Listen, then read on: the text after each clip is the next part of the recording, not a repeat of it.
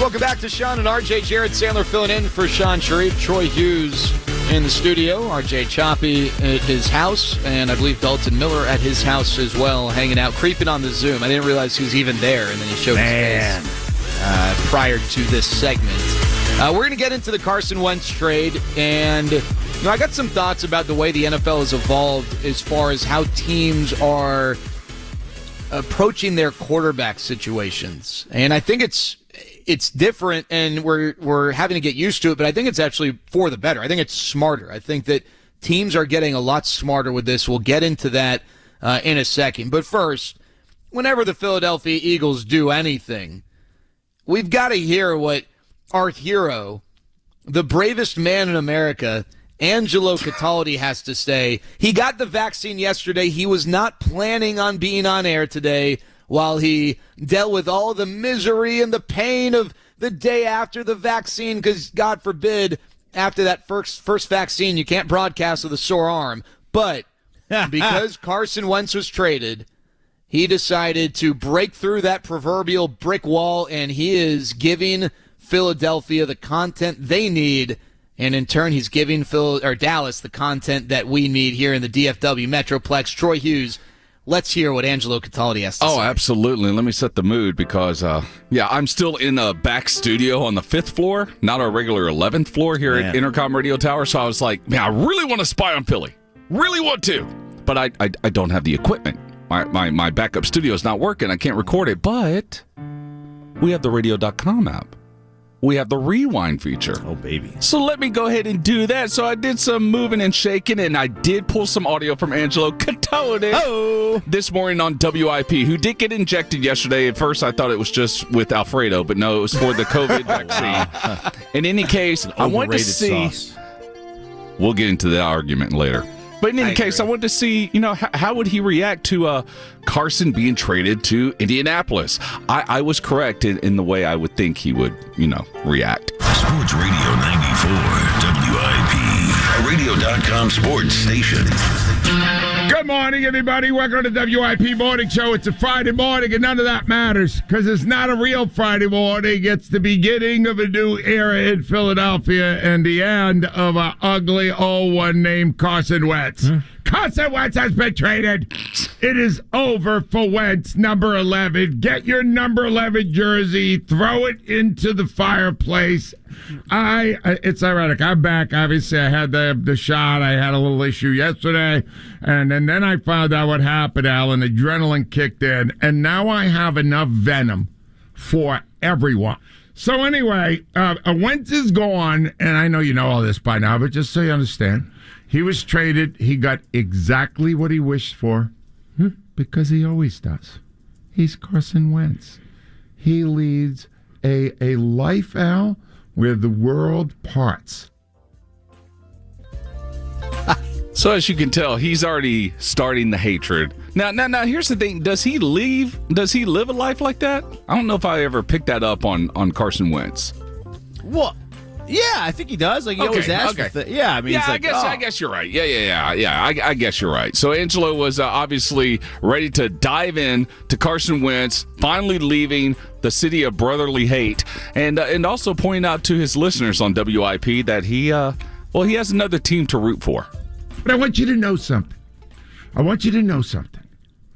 I no longer just have one team I root for, the Philadelphia Eagles. Mm-hmm. I now have another team I root for. Whoever's playing the Indianapolis Colts and the most selfish, phony bum we have ever had in this town, Carson Wentz. You're a bum. All right, Carson? I hope you never have a good play the rest of your career. You're phony. All you did here all these years was lie to us. Lie. You know what? I got to say, I do like him. I don't know there's a radio host that captures their city better than that dude. Have you ever met him in person? Radio Row, I imagine you have? They're never at Radio Row. No. They don't go? No. Wasn't he sitting in the corner with Princess Leia chained next to him? Maybe he was. Okay. I think I met him once. He seems fine. Like, he's, it's It's a normal guy. A normal guy? Lie. That's lie. I think that's a bit. But like that's Philadelphians right there. Like that's what they're doing. They're him. The whole city's crazy. Yeah. The whole city's nuts. Yeah, it's crazy. We're spying on Philadelphia right now. 105.3 The Fan. Carson Wentz now with the Colts. Myself, Troy Hughes, RJ Choppy, Jared Sandler in for Shan Sharif. So obviously, Cataldi is letting it known that he's happy that Carson is gone. But what about the listeners? Shan likes to throw out Twitter polls and questions and rate the response and see what people are thinking. They did have a Twitter question this morning on WIP. Angelo not happy at all with the response. Will you root for Carson Wentz when he plays for the Colts? 57% say yes. Look at his face. That means 43% say no. So, well, some people just don't hold on to grudges like you do. What? It's okay. I also think that some people aren't rooting against him or for him. They just don't care. No. You just said 57% voted that they're rooting for him. I thought it would be 80% no. Yeah. The guy's a baby. What are you people thinking? What is wrong with you? Oh man, yeah, that's a bad poll question. It's not a yes no because a don't care is a no. Yeah, I mean that you're absolutely right. You've got to give more options. Yeah, especially with yes, no. I mean, really, is he the most polarizing Eagle player in history? Oh, that's a good question. Donovan be, McNabb right? for a while was. Right, I mean they booed him on draft day. Yeah, that's true. That might be it. But yeah, I mean, he's so polarizing right now. You can't limit it to just 2 responses in a Twitter question. One more clip from Angelo Cataldi this morning on WIP in Philadelphia. One more clip. One more goodbye to Carson Wentz. Look, yeah, the Eagles should have done it. You're right, they should have, because they should have known that this guy was a baby. But it was the first damn time they didn't coddle him. And here's the other thing you need to know, ladies and gentlemen, and this is so important now. That man was so sensitive, Carson Wentz, that when they developed plays for Jalen Hurts to not upset this man, Carson Wentz was on the field occupying one of the 11 positions, even though there was no plan to ever use him in the play. It was so ridiculous. Billy, Rhea, go ahead. No, you and I would call each other, and I go, why are they wasting a spot on the field for this play? Billy, how unbelievable is that they knew what a diva this guy was, that they sacrificed a player on the field so he wouldn't feel terrible. He had to watch Jalen Hurts from the sideline. What's his name? Drew Brees for years has had that. He was able to handle it, but this jackass couldn't do it. Good riddance, Carson.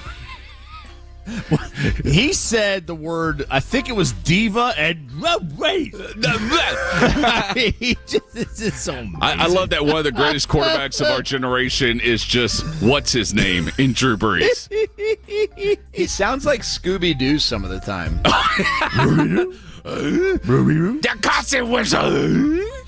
It's interesting because I think had Carson Wentz continued his Eagles career and had success, even if he never led them to another Super Bowl, he would be thought of very highly for the work he did putting them in a position to win the Super Bowl a few years ago. Even though Nick Foles was the guy who ultimately came in as the closer and carried them through the playoffs. But because that wasn't how it unfolded, because all Carson Wentz gave them thereafter was yuck and poo, and ended up basically in a town. We can criticize Philadelphia all we want, but that is not a town that takes kindly to soft players. New York, Philadelphia, the Northeast, if you're soft, that doesn't fly.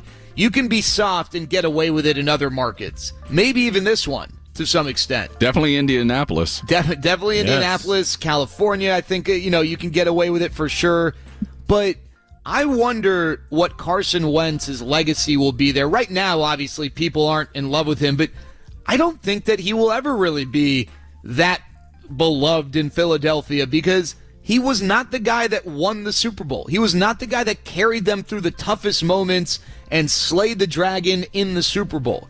And he never quite did anything of note afterwards other than basically demonstrate that he was a mental wreck and couldn't handle any level of pressure.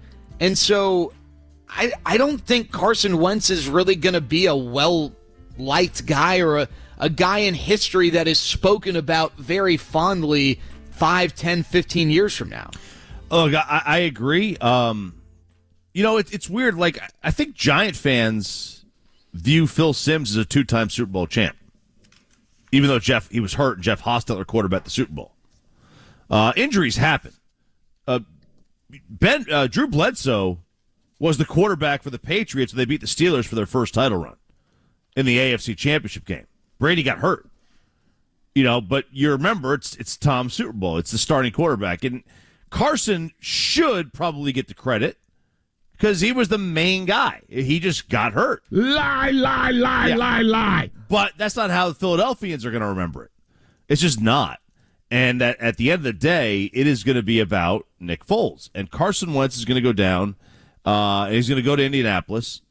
And if they can't resurrect him somehow, then he's going to go down as a bust. If he isn't there already, he may already be there. He may already be a bust. There's a lot of quarterbacks that are busts, and there are a lot that hit. And right now, Carson Wentz, I think, would have to be viewed as a bust. No doubt about it. Even though he had a great 2017 season that he has not been able to come close to repeating. Forget about thinking about repeating. He hadn't even come close. He's been league average at times, and he's been the worst quarterback in the league like he was this past year. Yeah, and it's just crazy to think about because after they won the Super Bowl, even though, again, it was Nick Foles and his nickname that was getting a lot of the pub, Philadelphia had been without that level of success, and it's such a passionate sports town that you'd think anyone a part of that team wouldn't pay for a single food or drink the rest of their life in Philadelphia. But it just seems like the exact opposite now with Carson Wentz. It's just funny how that has changed really, really quickly. Quick question. Does Philadelphia now have to go with a quarterback as long as they don't think they all stink when their pick rolls around, or do they roll with Jalen Hurts? No, I think if you're look, I mean, personally, if I'm drafting in the top 10 and there's a quarterback on the board, I'm going to take him or trade down. That's what I'm doing. Yeah. I think we both agree Jalen Hurts is not the answer long term. Right. Absolutely. Now, in years past, perhaps a team would have stuck it out with Carson Wentz. When we come back, the NFL has really evolved its train of thought. Major League Baseball was the first sport that I think really, really evolved in the way that they compensated players and made those sorts of decisions. And now the NFL is following suit. Let's examine how teams are treating quarterbacks these days and how it might impact the Dallas Cowboys when we come back. It's Shan and RJ, Jared Sandler filling in for Shan Sharif right here on 105.3 The Fan.